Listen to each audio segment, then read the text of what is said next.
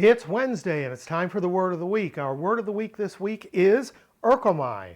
Erchomai means I come or I go. And to be fair, the vast majority of the instances are I come, but frequently enough for us to talk about it, it means I go.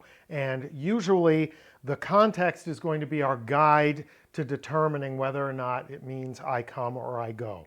So it's a very, very frequently used verb. It occurs 634 times in the New Testament if you include times when it has a prefix like ex or ace, out of or into, pros, toward, those sorts of prepositions.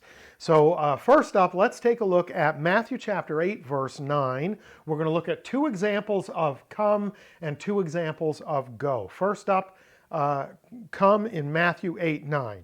For I too am a man under authority with soldiers under me. And I say to one, go, and he goes, and to another, come, and he comes, and to my servant, do this, and he does it. So here's the centurion talking with Jesus, and he's talking about authority. And the phrase we're looking at is, come, and he comes. And that phrase is erchu. Erchu is an imperative. It's a command from erchomai. So it's a second person singular imperative. Come. And kai erketai, kai is and erketai is an indicative verb in the third person singular, and he comes. So I say to my servant, come, and he comes, or to a soldier, come, and he comes. We have both the imperative and the indicative here of erchomai. Next up, Acts chapter 10, verse 29. This one has the verb inside the verse. So when I was sent for, I came, eilthon in the aorist tense, eilthon, without objection. I asked then why you sent for me. So there we have erchomai, not in the present tense, but in the aorist tense, is simple past. When I was sent for, I came, simple past. Now let's take a look at two examples of go. First up is John 21, verse 3. Simon Peter said to them, I am going, hupago, fishing.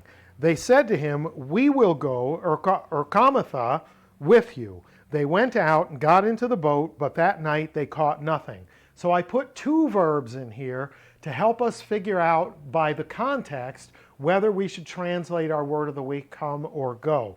So Peter says to his fellows, I am going fishing. And the I am going here, hupago. Hupago is to depart, to leave. So I'm departing, I'm going fishing. And what did they say to him? We will come, erchamatha, with you. So we could translate it, we'll come with you. But he didn't say, I'm coming fishing. He said, I'm going fishing. So it's perfectly appropriate for us to translate this, we'll go with you, to agree with his verb usage. To be fair, you could translate this, we will come with you, and you wouldn't be wrong.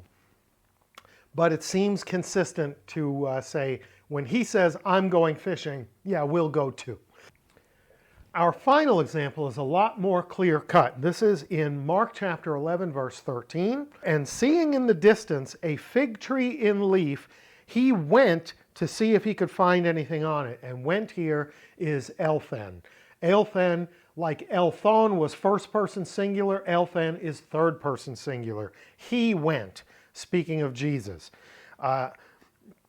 to see if he could find anything on it. When he came to it, he found nothing but leaves, for it was not the season for figs.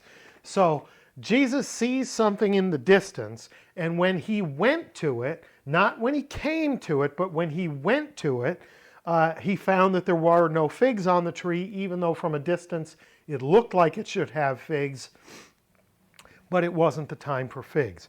So why is this one more clear-cut? It's more clear-cut because the point of view in the narrative is with Jesus, not with the fig tree. So you're with Jesus as the reader. He sees a fig tree in the distance, we're told. He doesn't come to the fig tree, he goes to the fig tree. Because the fig tree is in the distance and you're there with him. You go to the fig tree. If the point of view was from the fig tree, once upon a time there was a fig tree, and in the distance there was a man walking, and that man came to the fig tree.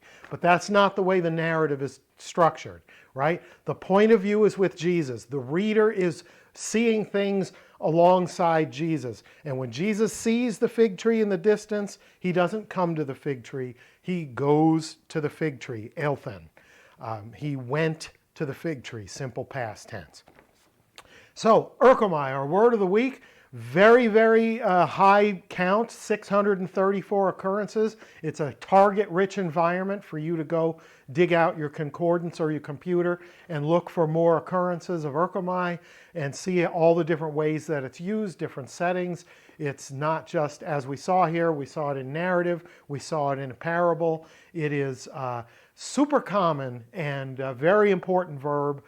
And it's going to be up to you to determine in many cases whether you want to treat it as come or go. But some of them, the point of view will give you a pretty clear indication.